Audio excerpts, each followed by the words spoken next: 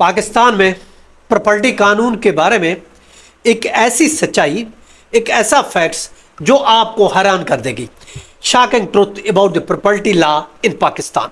अस्सलाम वालेकुम, मैं हूं Mohammad Iqbal Khan, advocate from Iqbal international law services से।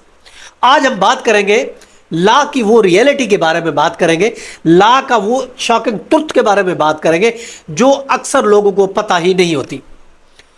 जी हाँ, शॉकिंग ट्रुथ ये है लॉ के बारे में कि याद रखें, सिर्फ रजिस्ट्री होने का ये मतलब नहीं है कि हमने कोई प्रॉपर्टी खरीदते हैं, हमने उसकी रजिस्ट्री करा ली, हमारे नाम हो गई, तो वो प्रॉपर्टी की रजिस्ट्री सिर्फ करा लेने से वो प्रॉपर्टी 100% सेफ नहीं होती है। याद रखें, हम तसल्ली कर लेते हैं, हमने कहा ये प्रॉपर्टी हमने ट्रांसफ़र करा ली, अपने नाम कर ली, तो वो सेफ हो गई।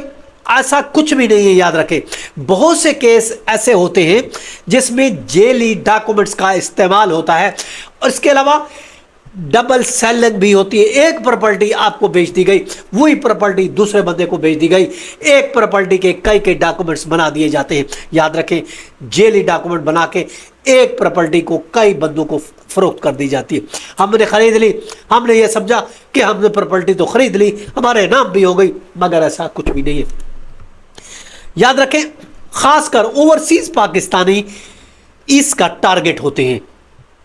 वो इसलिए होते हैं कि इस तरह के फ्रॉड उनके साथ होते हैं, चूंकि वो यहां होते नहीं हैं या होते हैं तो बहुत कम टाइम के लिए आते हैं, चले जाते हैं, इसलिए उनको ज़्यादा टारगेट किया जाता है और ये फ्रॉड खासकर ओवरसीज पाकिस्तानियों के साथ होता है। अब करें क्या, किस तरीके से करें? सबसे पहले तो बात यह है कि आप लैंड रिकॉर्ड से उस प्रॉपर्टी को आपने वेरीफाई करना है।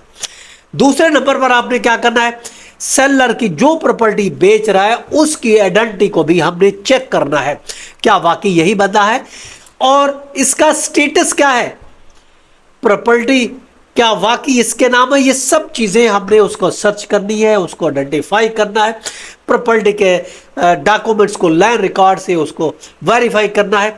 और इसके अलावा जो हम नहीं करते वो ये है कि हमने लीगल एक्सपर्ट से कंसल्ट नहीं करना, लायर से हम कंसल्ट नहीं करते, तो लायर से कंसल्ट करना भी बहुत ज़रूरी होता है।